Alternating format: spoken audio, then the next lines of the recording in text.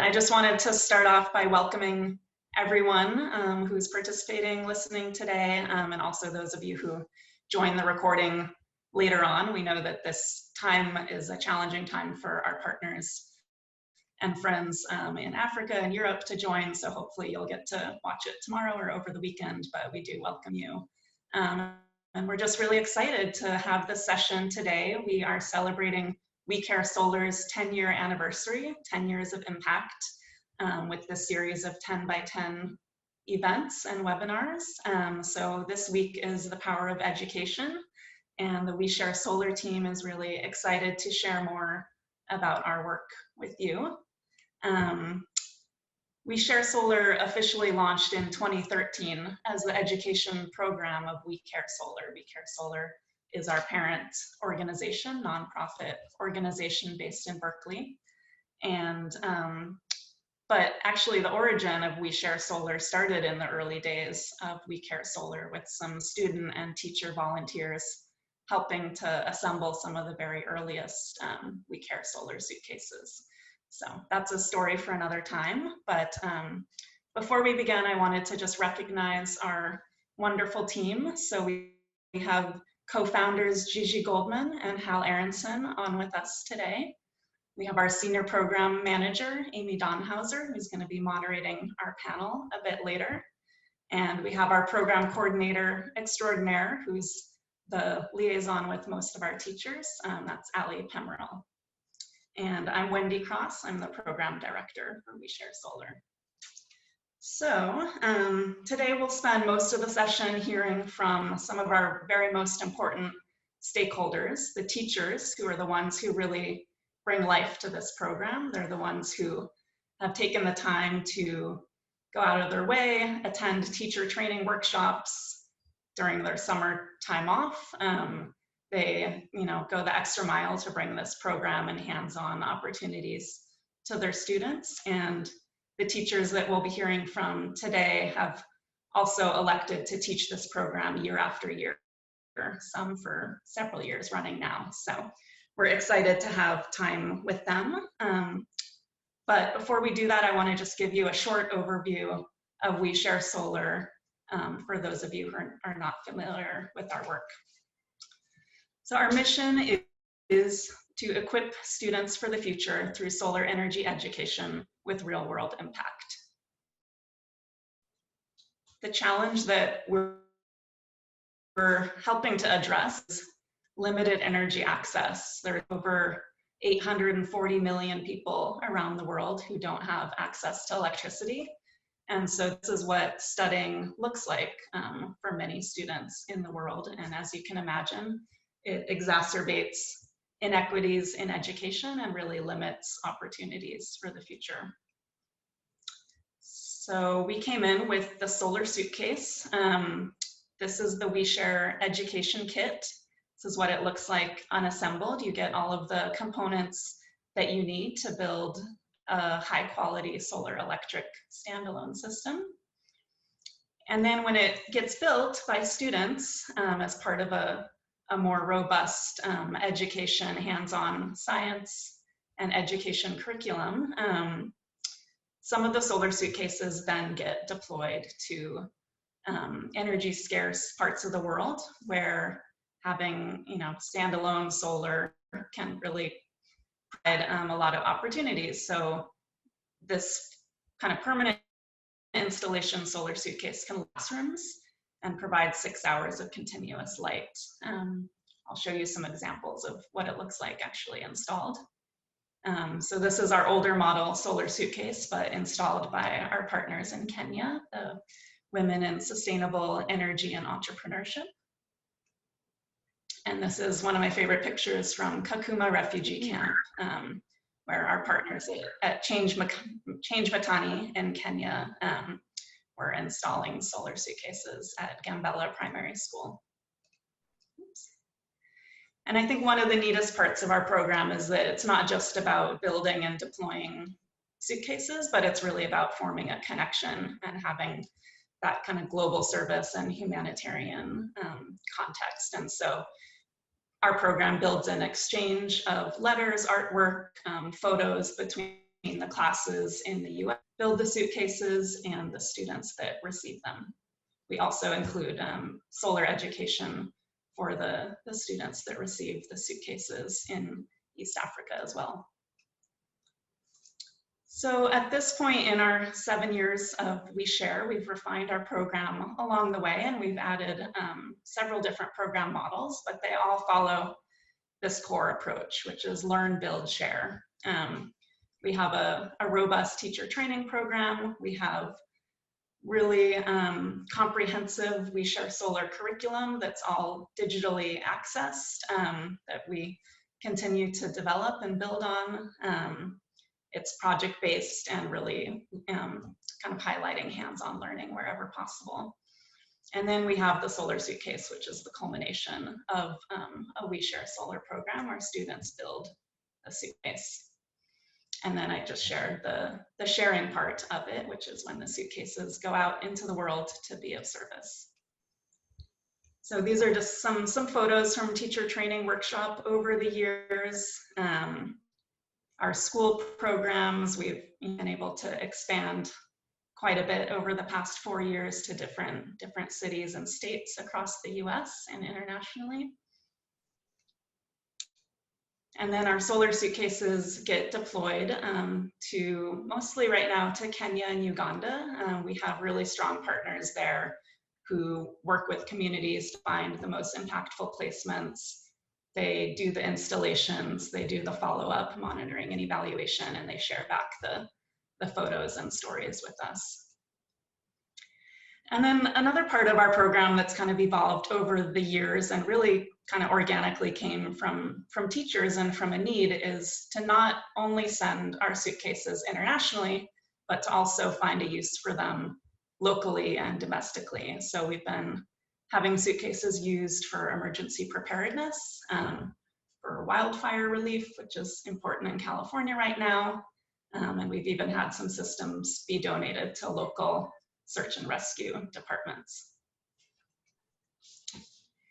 And I wanted to just take a moment and recognize, you know, we've had so many supporters, from students who have taken their own initiative to fundraise to deploy extra suitcases, to volunteers, to individuals, foundations, corporate partners. All of these supporters have really made our work possible to grow to where we are today. But I want to actually recognize our two core signature program funders, Wells Fargo and PG&E, who have supported us over the past 5 and 6 years and really helped us launch and sustain large-scale programs. So thank you. I think some of our partners are joining us today as well. And then speaking of partners, we have partners of all shapes and forms. We really rely heavily on our partners internationally who do the on-the-ground work of the solar suitcase placements. But we also have all of the teachers who make this possible. We have an amazing manufacturing company in Minnesota that actually manufactures and distributes the suitcases for us. And then we have excellent training partners, Remote Energy and WISE in Kenya. So we're really proud of our accomplishments to date. We've been able to reach over 250,000 students, community members, and teachers with access to light and solar energy through the suitcases. And we've had over 33,000 students directly engaged in building We Share Solar suitcases. And so I'll just leave you with one of our favorite impact photos. It speaks for itself, but this is a dark kind of main hall in the Kenya School for Girls. It's a hall where they eat, they study, 200 girls gather, and without solar suitcases, you can see it's quite dark. With 2 solar suitcases mounted on the wall, you can see that there's quite an abundance of light and lots to celebrate. So I will end with that, and I want to introduce Amy DONHAUSER, our Senior Program Manager, who's going to introduce and moderate our panel of teachers. Thank you, Wendy, and hello, everyone. As Wendy mentioned, my name is Amy, and I'll be leading the panel discussion today. We're really excited to be hosting this webinar on the power of education. We have participants, attendees from all over the world, including East Africa, where, as Wendy mentioned, it's now midnight. So we really appreciate the commitment to be here. I'm delighted to be hosting the discussion with 4 engaging and dynamic We Share Solar teachers. They're joining from 3 different time zones across the United States and represent both middle and high schools. On the panel today, we have Katie Small, who's joining us from St. Louis Park Middle School in St. Louis Park, Minnesota, where she teaches 7th and 8th grade science. And when she's not teaching or with her family, she enjoys running, cooking, and playing softball. We have KENISHA HEWING, who's on the call. She's joining from Kennedy Middle School in Charlotte, North Carolina, where she teaches 8th grade science and is chair of the science department. When she's not with her family, she enjoys camping and crafting. We have LARS Peterson, who's joining from Patrick Henry High School in Minneapolis, Minnesota.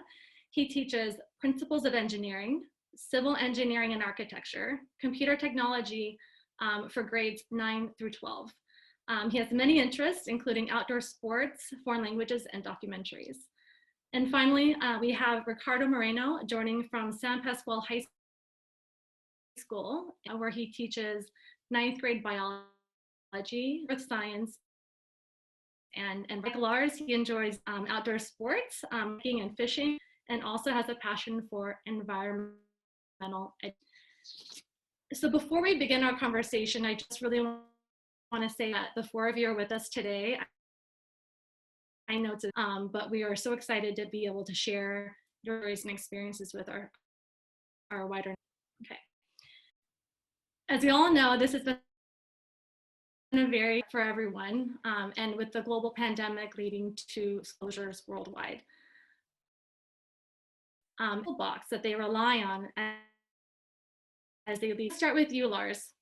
As an experienced teacher, can you describe how you're navigating the challenges of the relying on as you lead student engagement? Mute myself here. Sure. You know, I think I'm finding quickly that as important as anything, families, and to be reaching out that such a range of circumstances that these are experiencing and you know, managing and so staying connected with you know, even older siblings, aunts, uncles, grandparents, just to try and facilitate it right now, and it's as important as anything. Sometimes has to take priority over some of the content, even just to keep just the students emphasizing a lot of grace. We're having to do that at this, and it's something that we certainly are trying to exercise with students as well, and really trying to be as structured as possible with lessons and guidance, really trying to streamline things and things as simple as we can. A lot of variables right now, and so I think staying in as much structure as and consistency. Thank you. We all value and appreciate more than ever our teachers. Thank you. Ricardo, you're teaching in a very different part of the country, but facing some similar challenges. Would you like to comment on this as well? Yeah. You know, it's easy to you know, notice all the negatives with distance learning and this whole situation, but surprisingly, there's really positive outcomes as well. And for me, it's technology is your biggest friend right now, right? And it's been amazing seeing what kids are having to learn now, and they don't have a choice. And so for the first time ever, I have kids checking their email accounts, sending me emails, you know, and just really focusing on technical skills that we could never focus on in the classroom, you know? And so it really solved an issue of like, not all kids having a device. Now, like, all the kids have a device, and they all have internet. At least we hope that they all do, right? And so it's been amazing to be able to just take the time and teach kids technical skills like creating bookmarks and saving files and using Google Suite and all these different things that even us as adults are sometimes still, trying to learn. And so really embracing the technology of it. And I'll leave it one last thing.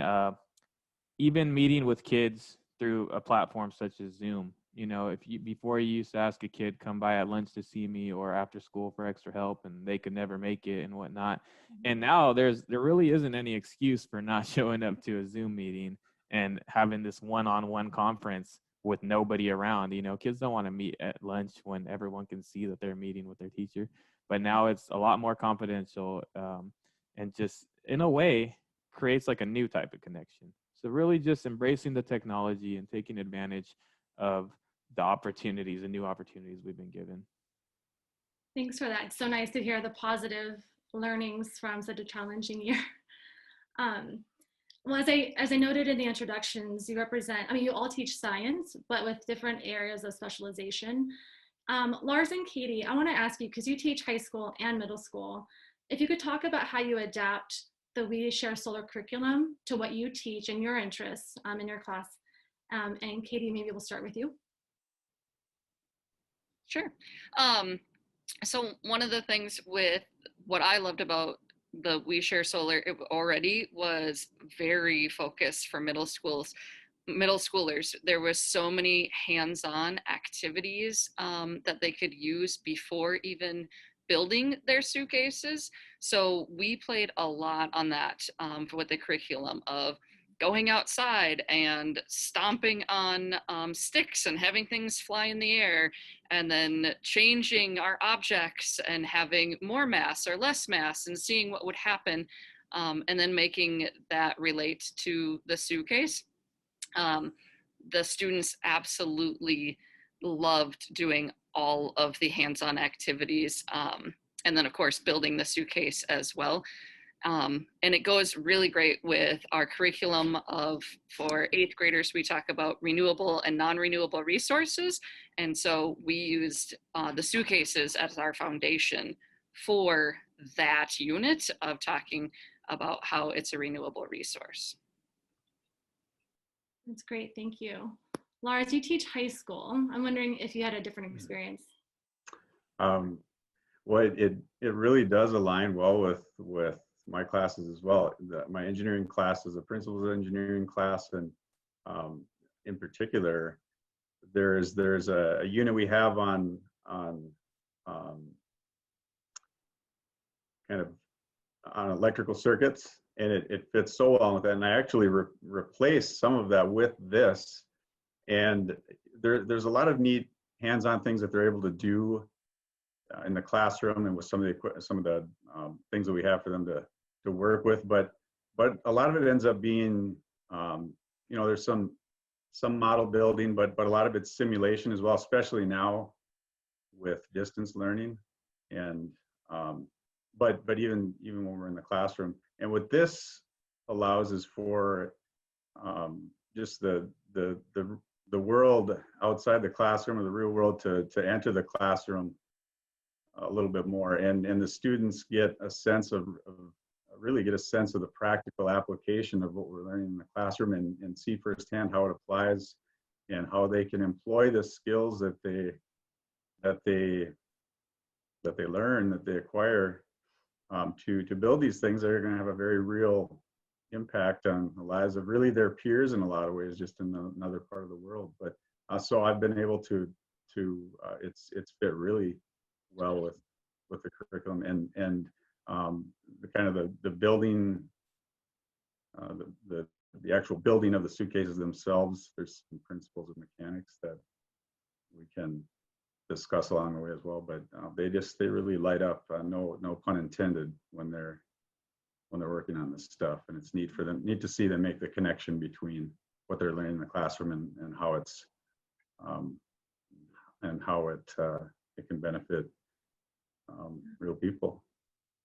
Yeah, thank you. I mean, of course, I have to acknowledge I'm talking to like 4 We Share Solar Star teachers, but beyond the 4 of you, I have to say that one statistic we're really proud of is the 98% teacher retention rate that we have.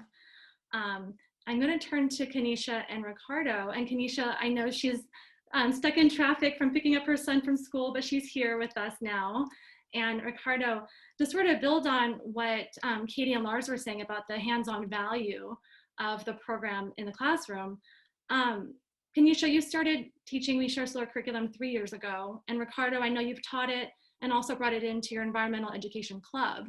I want to know, like, what brings you back to the program year after year? Well, I guess for me, it's the fact that I actually have something tangible that I can teach my kids and show them a quick real live application for it. And the fact that, well, pre-COVID and all, we were able to build the suitcases, send them to Africa, get feedback, and actually interact with the kids in Africa and see the install and get the pictures, that my kids were able to see how an impact that we did in our classroom actually made a really big impact to people they don't even know in completely different countries.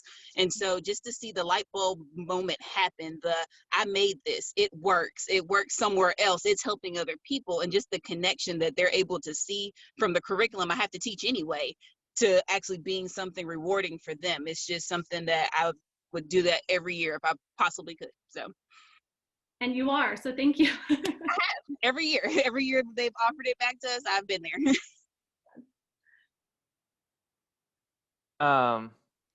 You know, I've been going to a lot of professional development over the last like 6 years of teaching that we're required to go to, and so often you hear how lessons need to be more meaningful, or they need to, you know, focus on deeper learning. And this is a perfect example of what they're asking us to do. You know, they show us the science that kids are more engaged when what they're doing actually means something. And as you can imagine, this means a lot to a lot of people. And so it's just, you know, as even when I was a first year teacher, you just so desperately want to like excite the kids and give them something that they can really be proud of. And it's really tough to be proud of, you know, pushing paper and assignments on the daily. And so when you get to actually do something hands-on and really show them what impact it's going to have, and really have them reflect on their own lives as well, as far as how good they have it compared to a lot of people. And so when all those things come together, they just, like Lars said earlier, you know, the room lights up because everyone knows what we're doing this for.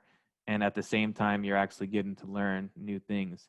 And, you know, it might sound cliche, but I've literally heard kids say, like, I feel like a scientist when they have their goggles on and they're screw driving something. And like, you can just tell that some of these kids have never held a tool in their hand. They're always amazed by like the 6-in-1 screwdriver. They want to keep it. And you just know that they're just having a great time and they're actually learning.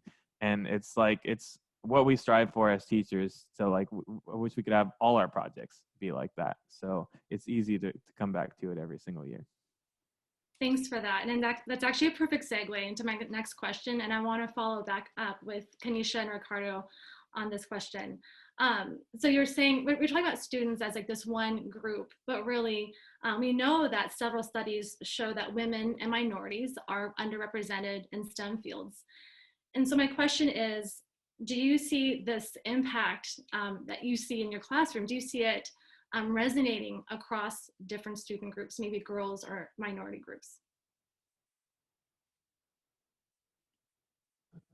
Well, I know at my school, I'm actually in a STEM school. And so I guess STEM is beginning to sound cliche to a lot of kids. So they're like, oh, I go to a STEM school. But when you ask them what they do differently, they can't really tell you.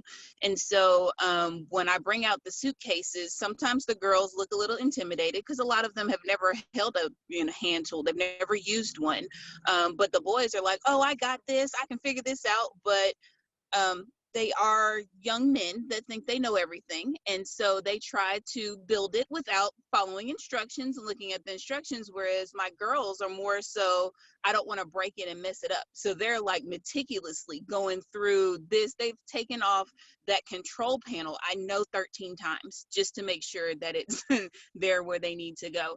But it then becomes the competition of who can get theirs finished faster, or who's actually going to work the first time versus the not. And then we go through with the quality control and the troubleshooting, and then it becomes the let's break off into teams, because the guys, you know, they have their own strengths and the girls have their own strengths, and so they begin to make teams that normally they don't make in classes. So they talk to people that they don't normally talk to. So they begin to see the same problem from multiple perspectives, which is something that I enjoy sharing with my kids, because different people have different viewpoints on the same project or the same problem. So if you can bring all of that to the table, still come up with a common goal of we have to get this to work. And even some of the extension projects that they do when they, you know, build Euphoria, that everything is solar in Euphoria, it is.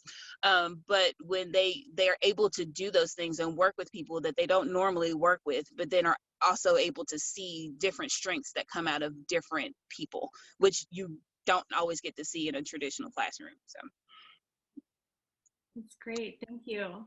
Ricardo, did you want to comment? Oh yeah, just real quickly. Most of the students I've taught all my career are, you know, minority population, and so just even exposing those kids to you know, engineering projects and these different fields of technology, you could already see that it's, you know, their first time really being exposed to something like that. And I do make it apparent to let them know, like, you know, we're underrepresented in a lot of these fields, and I try to find data to show them. And the same thing for the girls, and I make it fairly obvious. And it's almost like, you know, a lot of kids and especially girls, when they're told they can't do something, it almost like fires them up and makes them want to do it even more. And so it's a good opportunity to like encourage them at that moment. And, you know, I was teaching in the San Francisco Bay Area, you know, near Silicon Valley, and they know how much people make in these different fields. And I use that as a motivator as well. I'm like, let's, you know, you guys can do any of these things. I always tell them, like, get your piece of the pie. Like, this pie is for everybody, and like, you can totally do it. And they are like nodding their heads, like, and so it's really a good introduction for anybody who hasn't really gotten into any type of technology or science field. That's great to hear. We're always collecting and trying to share data on this too, so maybe we can exchange offline, because in our programming, we always try to target the underrepresented groups, and if there are effective approaches, we want to know about them. So I want to go back to something Ricardo said and turn to Katie and Lars with this question. So we learned through a research study conducted by the Lawrence Hall of Science at UC Berkeley that students are highly motivated to work on a project that benefits others. Katie, I know it was conducted at your school in St. Louis Park. It was a survey of 350 students. And Lars, I've seen the media coverage of your program implementation at your school and seen the students' faces light up. But for those who aren't in the classroom or who haven't seen the footage, can you describe how this motivation manifests itself in the classroom? And maybe Katie, we'll start with you. Okay. The motivation that I saw from students after watching the videos and seeing the pictures of how their peers, my students made a huge connection with their peers in Africa because of similar ages of 8th grade, and 8th grade being a pivotal point for the students in Africa as well. You would hear them say things like, no, we got to slow down. We got to do this right. It's not for us. It's not about us. This is about making sure we have something that's quality to give to these other students. I heard them say things like, students are depending on us. We've got to get this done. When they came to the point where they built the entire suitcase and they turned the light on and it didn't turn on.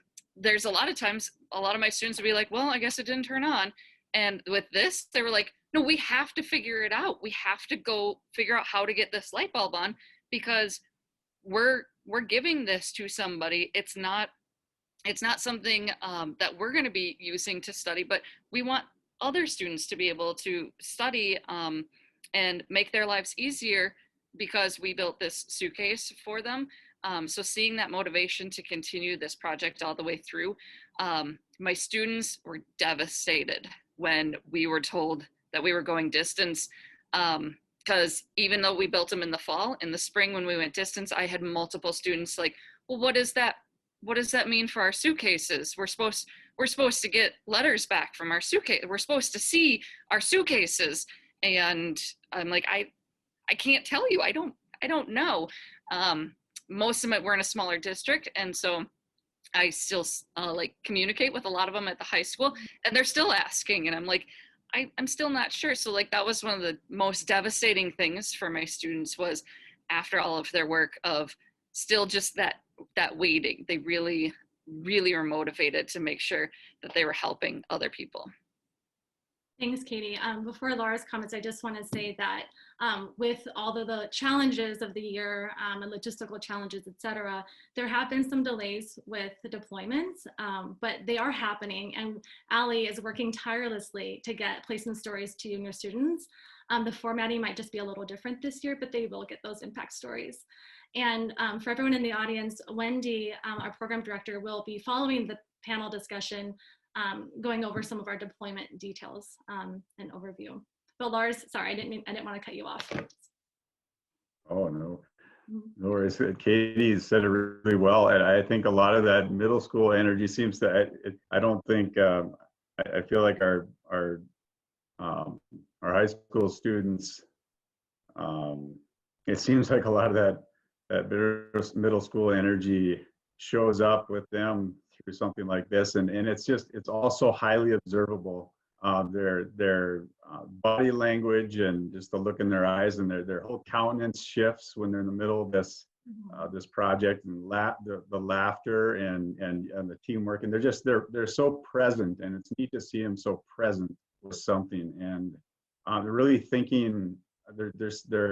They're getting outside of themselves, and there really is a genuine focus and interest in and focus on these students who are going to benefit from this, and they take that very seriously. And I think that lends itself to how it bridges, it's universal across genders or racial groups. There's just a universal interest in serving others and helping others, and this offers such an excellent way for students to do that and really feel like and believe that they're doing that. And we had a couple of assemblies where asked a few students who were pretty shy if they'd be willing to go up in front, and we had a couple volunteers come up, and so our students would show them what to do, and we'd hook these things up, and we'd have the light bulb there, and we'd do a countdown in the auditorium, and it would light up, and they felt like rock stars in front of their peers, and illustrating their ability to hook up these machines and get a light bulb to turn on through things that they've learned, and the materials just make it so easy for them to learn that, and it's just something that they take on a very personal level very quickly, I feel like. Thanks for sharing that story. I can actually envision the scene in the auditorium, where everyone's like, yeah, we did it, But I'm just wondering if maybe Katie and Ricardo, you can share a moment like that. We find the student stories so rewarding, and I know our supporters who are here with us today feel the same way. Maybe would you mind sharing a story or two about like an aha moment that you've observed in your students? Sure. I know the very first light bulb that goes on is like a huge aha moment, because they've been building these for the way we set it up in my class. They only had 46 minutes to build, so it took actually a couple class periods to build. So it was kind of getting to that moment of people are like, I think light bulbs are going to come on, and then nothing happened the day, and then the next day, and then like the cheering that happens when the first light bulb goes on is amazing. The noise in the classroom, like people came down the hall and were like, what's going on? I'm like, we got a light bulb on. So it's super exciting. But like the biggest aha moment I think I had was actually with a group that had been doing quality control for what felt like about 3 class periods, because when they were doing their testing, when things were supposed to beep, they weren't beeping, and when things weren't supposed to beep, it was just over and over and over again that they had tried. And I honestly, I saw the problem right away of what they had, but I didn't want to just tell them what to do. I wanted them to figure it out, and I saw that they were highly motivated to figure it out. And that moment when they were like, oh my goodness, this switch was turned to the side and that messed up their whole entire circuit, they couldn't believe it. But then they turned it, fixed everything, and when their light bulb came on, I think it was more meaningful to like everybody in the class than that first one was, because everybody knew that they had been trying and trying and trying, and when their light bulb came on, like everybody was just like, oh my gosh, you finally got the light bulb. And like the high fives and congratulations that they got, it was one of those moments where it was like your teacher heart, you were like, oh my goodness, this is why I do this. Was just that community feeling. It was the most amazing aha moment of the whole entire suitcases. It was great. I'm sure not the only one who got chills in that story. That was great. Thank you. One of my favorite moments when I teach this every year, I tie it into our human impact unit, as far as ecology goes and human impacts on the environment. And so we get into this, big, large unit on energy, and we talk about all the types of energy. Someone mentioned it earlier, right? And we teach them about renewable and non-renewables. And, every kid's, been told at one point to not leave the lights on, right, at home, or not leave the TV on, or whatever it may be. And so I always get to this point where I ask the kids, all right, so you guys know the solar panel gives you electricity, but like, where do you think the rest of this power is coming from? Like, where do you think this light in this room is coming from? And a lot of them just stop and they're like, the power grid, and like, and they can't give me an answer. And so like, I leave them with that question, and I'm like, I want to know when you guys find out where exactly most of electricity is coming from. And when they find out, and it's like their mind is blown, they're just like amazed that fossil fuels are fueling it. And so it brings a whole new meaning to when they hear like anything against fossil fuels, or why we should be trying to use less fossil fuels, because a lot of times they don't understand that. They just know it's bad for the environment. But that's the big aha moment that I love every year, was when they really figure out how much we're using fossil fuels on our daily lives. Yeah. These are important lessons for everyone, not just the students. I wish we could teach wider communities too. I'm going to switch topics a little bit and move out of the classroom. So I know Wendy mentioned it earlier, but fewer people are familiar with our emergency preparedness efforts in the US. KENISHA and Katie, I know you both have experience with this, and I'd love to hear your thoughts on, or experience with using the solar suitcase in an emergency setting. KENISHA, oh, there she is. Hi. Here I am. So I'm in North Carolina, and so we have a lot of hurricanes and power outages. We had one earlier today because of the tropical storm that came through. But last year, when we were in school, we actually had a tornado that came through and cut the power off at our school. But because my principal knows that I do this program and that I have the suitcases available, we actually did not disassemble them after we did our last build. So we kept them together. We did our build, I think, in November, but we kept them together so we could charge batteries. But then during hurricane season, we ended up, there were some shelters that were at our school that we loaned them out so that they could use them. So a lot of people just kind of needed to charge their phones, but so they could talk to loved ones, but that was still an option for them. But the power literally went out in the school. And so our principal, knowing that I had them, if you could imagine him running down the hallway with the walkie-talkie, Hewing, do you have the cases? And I'm looking at him, it wasn't registering. I said, what do you mean? The cases with the light bulbs, do we have them? I said, yeah, they're in the closet. And so I pulled it out, flipped mine on, it lit up my whole classroom. He took one to the gym, and they congregated people in there. They took 2 to the cafeteria, and you should see them. They had like these, I don't even know what the stands, I think there were maybe music stands from the band room that they were able to raise and put the light bulbs in different places, so they were able to light, the light was able to go further. But then, like, I hear the kids, what are those things? Where did they come from? What are they for? And so then I hear the teachers, oh, that's Miss Hewing. You know, when you get to 8th grade, you know, she does the most. So they're always doing stuff like this in the classroom. So there's kids that I don't even know who they are, because their teachers have now pointed them out to me. They're coming to me asking me, what is that? Where did you get those from? How are they doing? Can I get one of those from my house? I have so many parents that, like, we've had parent volunteers that always come in. Can I order one of these for my house? Where do I get this from? They try to take them out the classrooms. They don't ever make it though. But I mean, they've been invaluable, even outside of just being able to teach the curriculum, to be able to get that idea of, no, we may not always have electricity where we can go flip a switch, but the whole talk about generators popped up. And then we started, you know, talking about solar farms in the middle of a tornado, well, post-tornado, just whole discussions that you didn't really expect to have for that day. But the fact that they were there ready to go and deployable, it just changed the whole just meaning for the rest of the day. We have some children in our building that change really upsets them, and so being in darkness, it was literally causing them like major anxiety. But the fact that they could all sit there around the light bulb, it was like a campfire. They were singing songs and telling stories, and it just calmed them down in the midst of a storm. And I was just happy that, you know, I had the cases available, ready, prepped, and able to roll out like so quickly. It was just an awesome experience.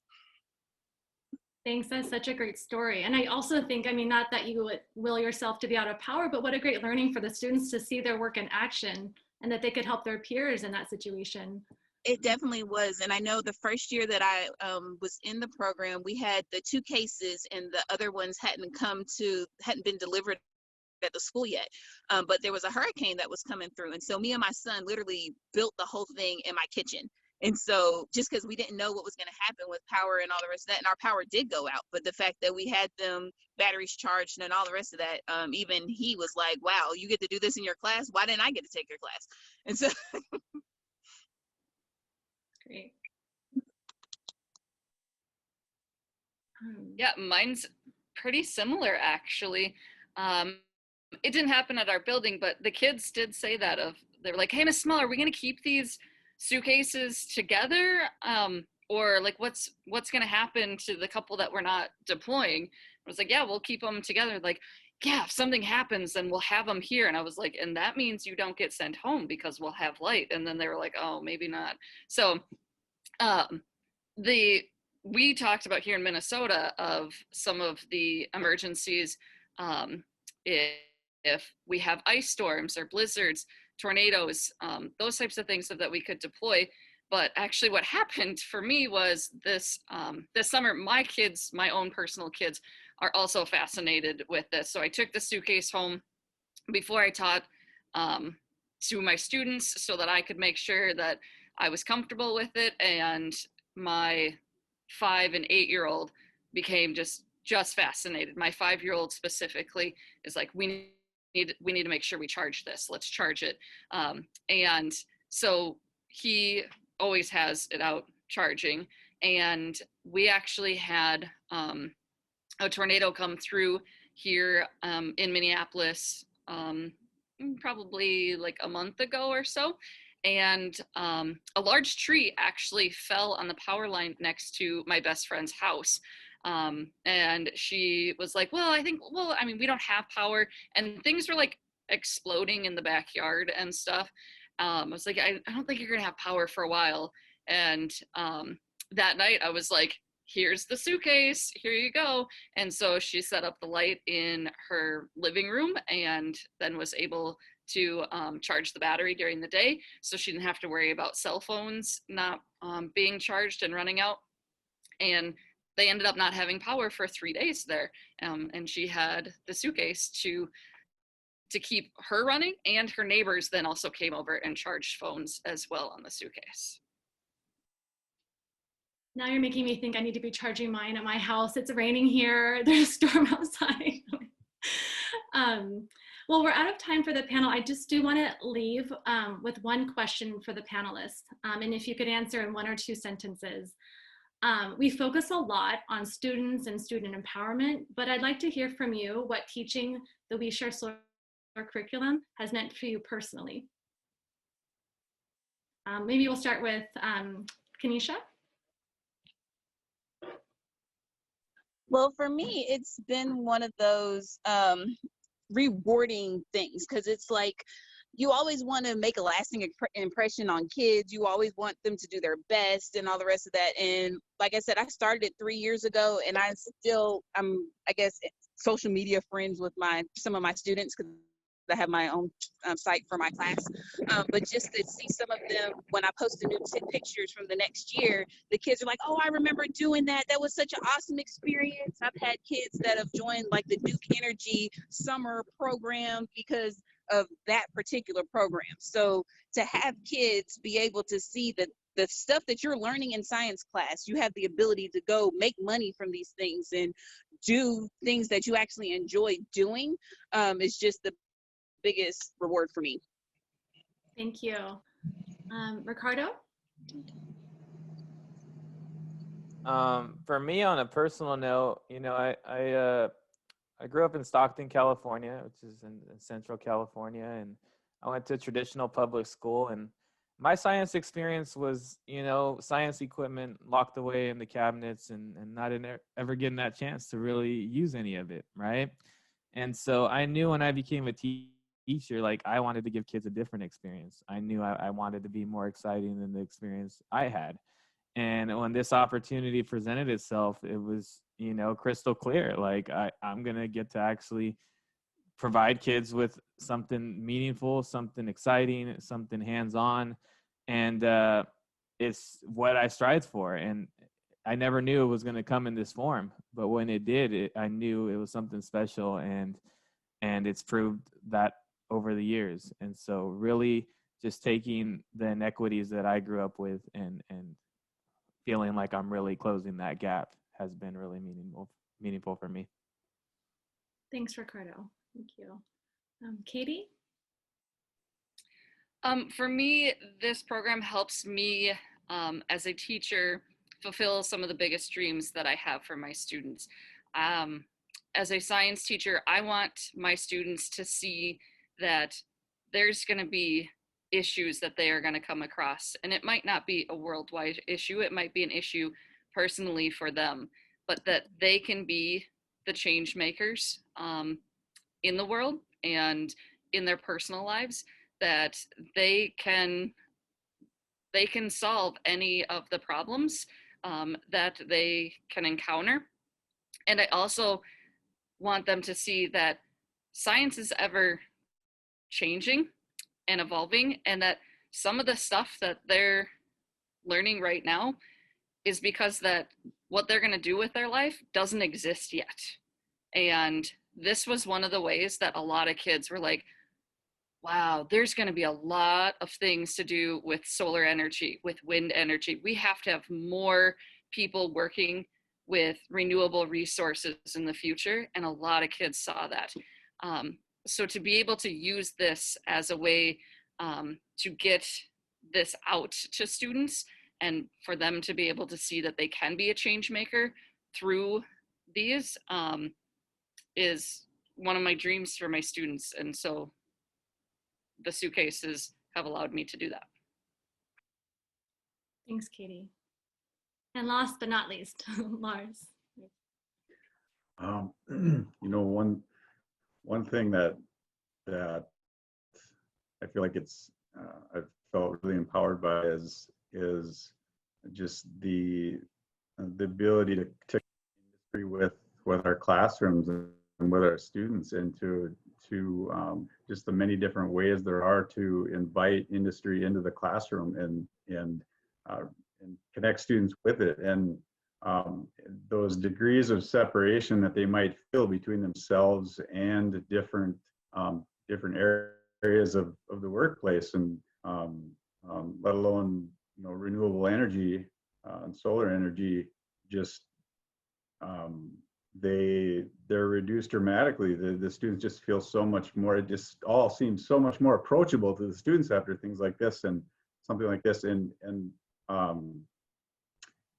our school being a Title I school, I think the students after this project, their awareness, their increased awareness of these other students in another part of the world who really aren't able to take for granted so many of the things that students at our school even are on a daily basis. I think that added perspective ends up being as valuable to them as anything through this. And it's so perspective, it really helps to,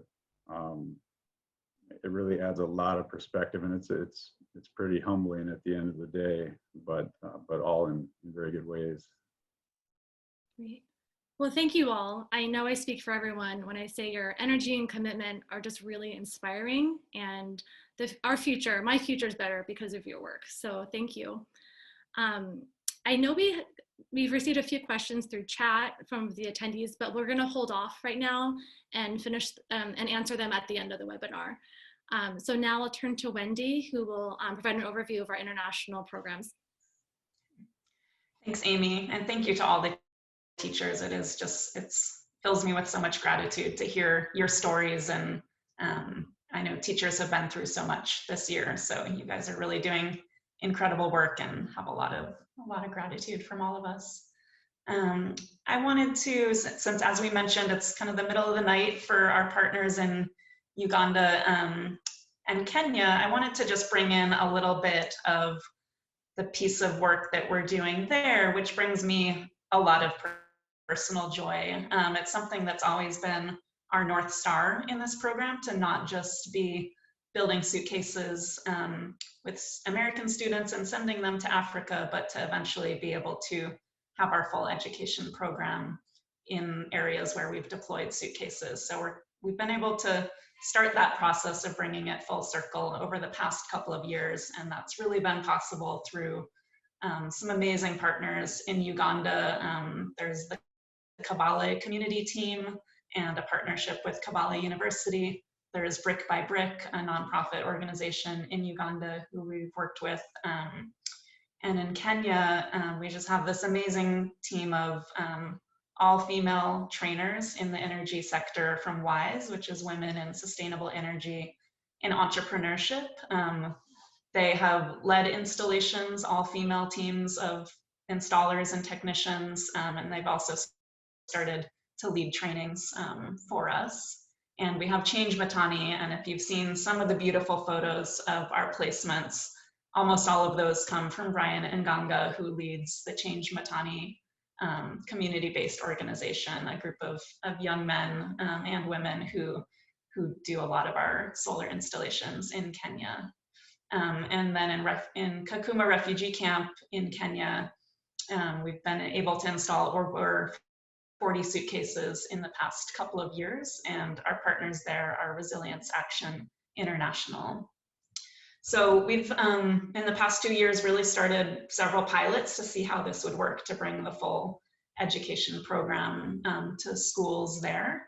And it's been really successful. It's something that we're looking to do more of and expand over time. This year, through some, through a wrench in some of our plans, we had a training planned at Kakuma refugee camp with over 10 schools. We're looking at how we can either make that a virtual training or implement that sometime next year. We're also going to be training a group of installers from within the refugee camp through a virtual and hybrid training. So we're having to kind of get creative with our approach, but it's been really successful so far, and that's been because of the partners that we work with. This was a teacher training we did last year in partnership with Wiser International, which has an all-girls school in Uhuru Bay, Kenya. This is their vice principal teacher who went through the training. And this is one of the teachers from Kenya School for Girls, which was another participant in this training. And then we also got to do a build workshop with students from Wiser Girls School.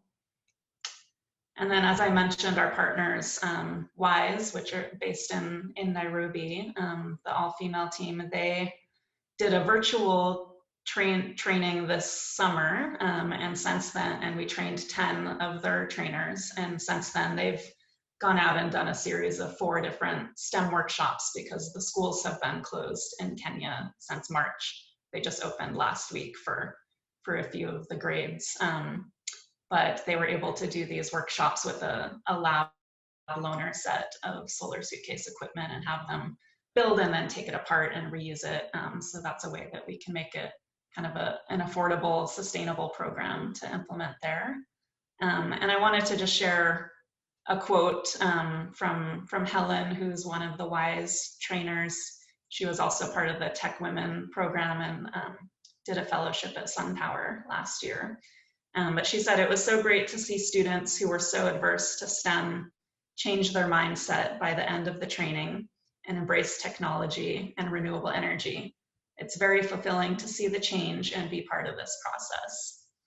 And then another one of the trainers mentioned that there was a young man in the training who said, you know, he never knew he had a career, but now he knows that energy is an option for me. So I think that's, you know, the spirit of this program is just seeing what's possible and exposing students to things in new ways.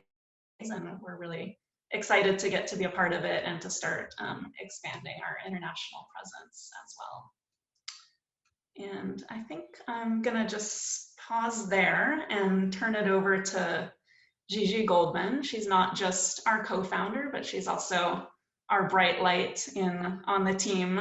She's always the one pushing us to have more impact, to think of how we can improve things more, and, you know, really cheerleading throughout the process. So we thought, who better to announce our contest winners than Gigi.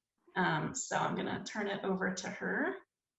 Oh, Wendy, thank you. Thank you so much. It's so great to see everybody here. Thank you for coming and joining us in this celebration of 10 years of our organization. And as a part of the Power of Education event, We Share Solar launched a contest inviting people of all ages and from all over the world to share words or art depicting the possibilities and the impact associated with a solar suitcase. And so we have some winners. There are 3 categories. There's the younger group. These are in the 2 to 12 age, then the teen years, 13 to 18, and then 18 beyond. And the winners, we had several submissions, and the winners will receive an international deployment of a solar suitcase in their name, and they'll get the story of placement back, knowing that that is a placement that has really been made in their honor of their work. And we just want to acknowledge our partners in Uganda and Kenya, through whom many participants entered this contest. So thank you, Resilience Action and Wiser Girls School and Brick by Brick in Uganda. We just absolutely loved all of the artwork and all of the poetry that we got. So here are the lucky winners. I hope you're all listening in and find out that you are a winner. Wendy, drum roll. So our first winner is Amelia. She's from New Hampshire. Thank you, Amelia, for doing this beautiful piece of art. You used an inspirational quote from Ella Baker, a famous early 1900s civil and human rights activist, who said, "Give light and people will find their way." And you applied that in this beautiful illustration to the use of a solar suitcase. So congratulations and thank you. And Lucia, we'd like to congratulate you on your beautiful poem. It's a 2-voice poem. One voice is darkness and the other voice is light. And we are posting these so that people can read this. But what I'd like to do, because I was so inspired by this, is just read the last stanza of darkness and of light. So imagine that this is really reflecting children, children who live in darkness and are approaching a school that is not lit, that it's in darkness. And here are their words. This is the last stanza. I can barely see the school, only a looming shape, even darker in than out, too hard to see the lesson, too dark to read the books.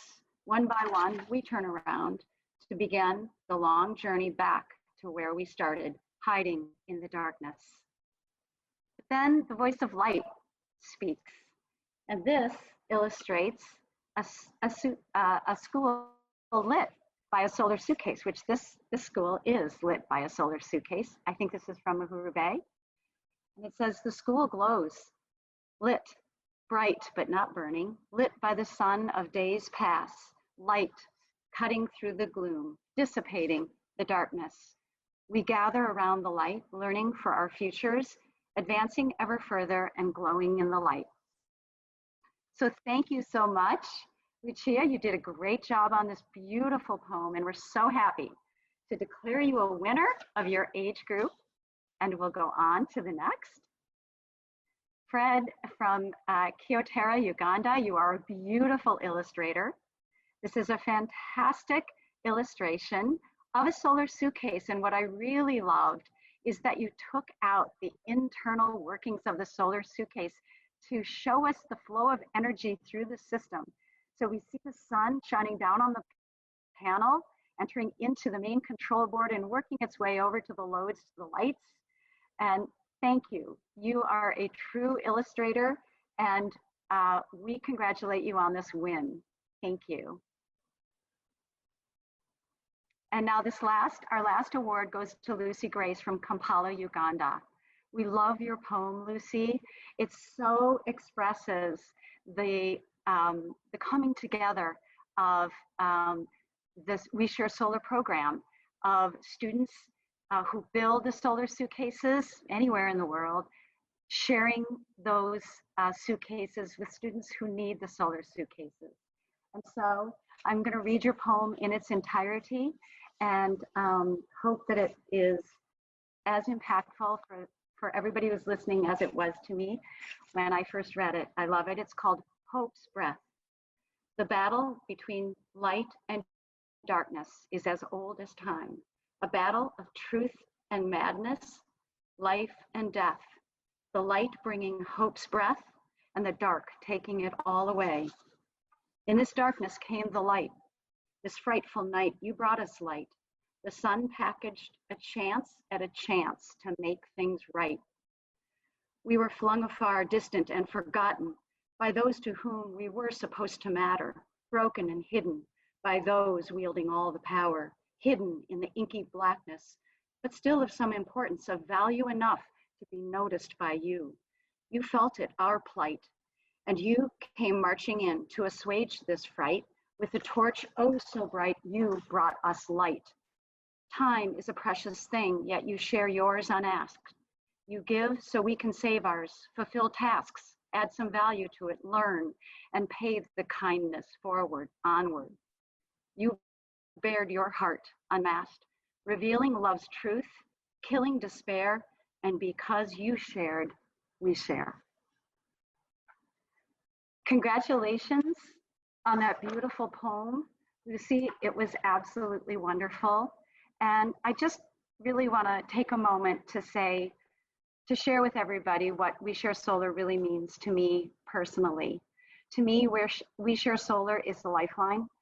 It's a lifeline to our children and our grandchildren, to students as they face the world of climate change and the challenges. You know, Kristen Poppleton, who is an educational leader for Climate Generation, Will Steiger's foundation, said that when you teach climate change, you must to young people, you must also teach solutions, because it's too despairing otherwise. And she called We Share Solar an example of best practices of doing that. That what we're doing is we're throwing a lifeline. There's a way forward. We can solve these problems together, and solar is so elegantly simple. And then in turn, we empower the students to share that lifeline with students who live in places of desperate need for light and energy to advance their own future. We say whether you use a solar suitcase or you build a solar suitcase, you learn all about solar, how simple it is, and how much it promises to all of us. And so thank you so much for joining us to celebrate our 10 years of our overall organization and 7 years of We Share Solar. And we would love to answer any questions, and we open it up. I'd like to also mention, by the way, that our overall organization, We Care Solar, is going to be holding a few more of these webinars. Coming is the power of leadership and then the power of scaling. And we invite you to continue to participate with us.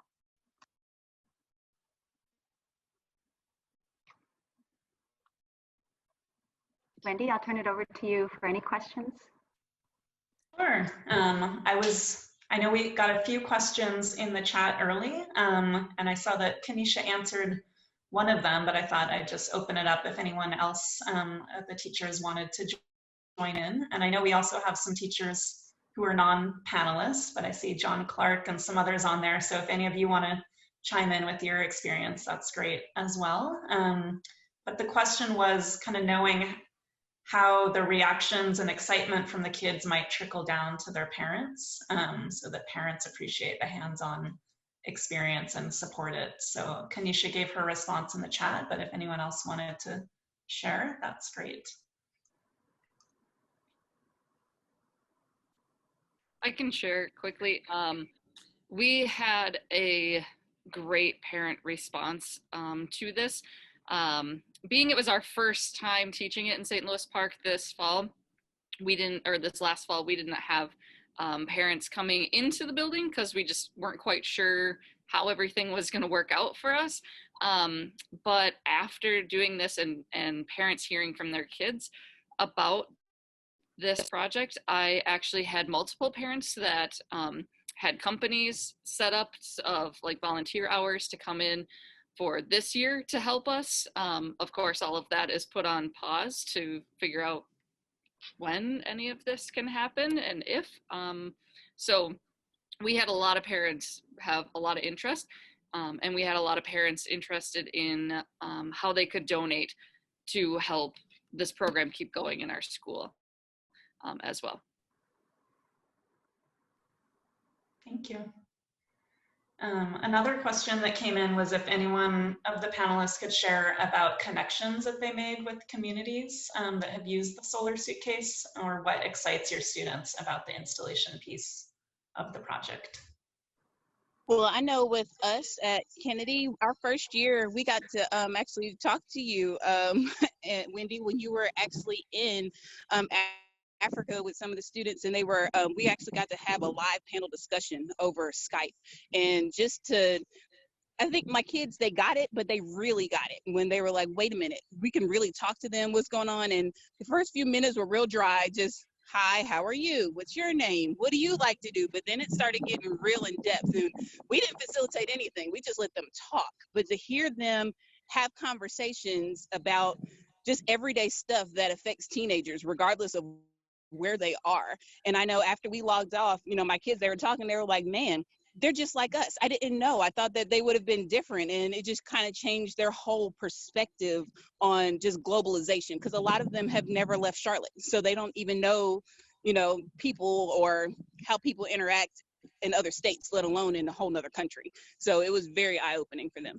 Yeah, thank you so much for sharing that. That's definitely one of the highlights, I think, of my time at We Share Solar. So I was at the Weiser Girls School in Mahuru Bay last May, and we were able to arrange this Skype call and videotaped it. And it was great to hear. I think your students were really surprised at how early the girls there wake up to kind of do to get ready for school, and how late at night they stay up studying, and just that education was such a value. And it was just really neat to see that exchange. I wish we could do more of that. It's not always easy with technology and time differences and all the logistics, but it was really powerful.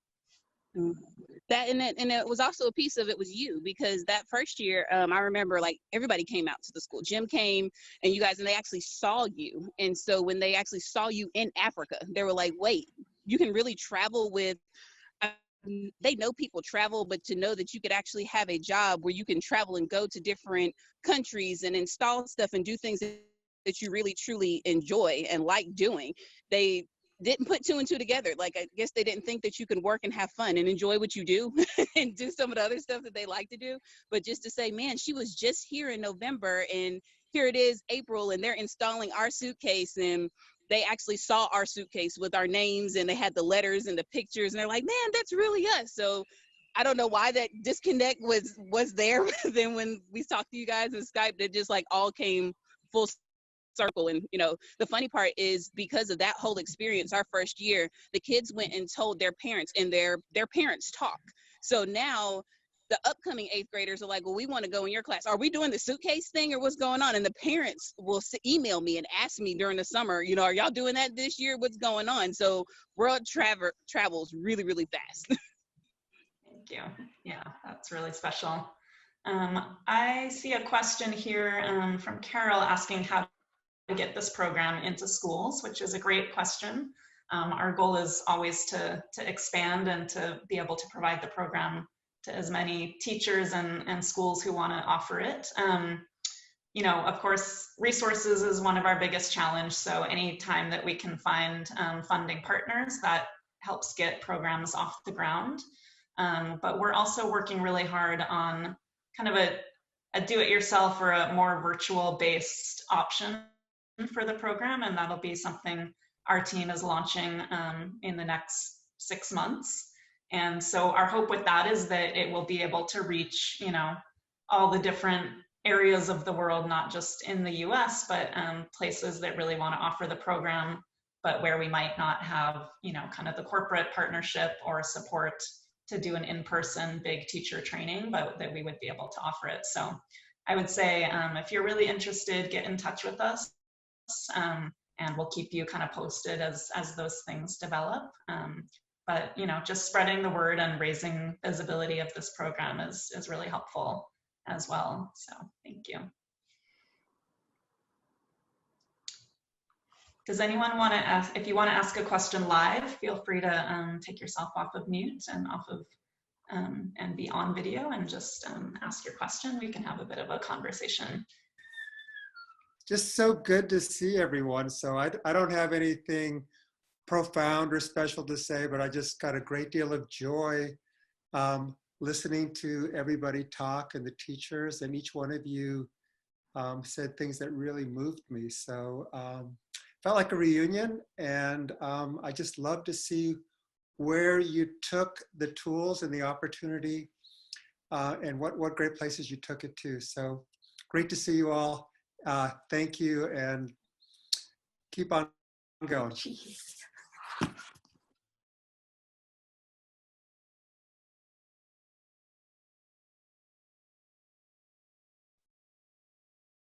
Okay, well, if there aren't any more questions, I think we'll take the opportunity to say good night, have a good dinner for those of you who it's the end of your work day. And thank you so much for joining us. We look forward to the next 10 years. Wendy, am I? Oh, you're there. Hi, Alan. This is Alan Jensen. Hi, a lot of old friends. Just a couple of my experiences. I got involved with WeShare way back in the very beginning, and built a lot of suitcases with my students at a continuation school in Monterey. And kind of one of the aha moments was that at the end of all my workshops, and I did quite a few of them in Sacramento and Monterey, but the students were all positive about the experience. But one student came up to me and he said, Mr. Jensen, I've been a taker my whole life, and this felt really good to be a giver. So that impacted that kid's life profoundly. And I have retired, obviously, as you all know, but I did continue doing some workshops here in Tucson, and I was able to deploy suitcases 2 to Maasai village in Kenya with 3 students and their families and my wife Jill. And we also deployed 2 suitcases to Peru, high up in the Andes, and 4 suitcases to an orphanage in Mexico. So for all you young teachers out there, save your money, because when you actually get to see the deployment, it is very powerful. It's a very rewarding experience.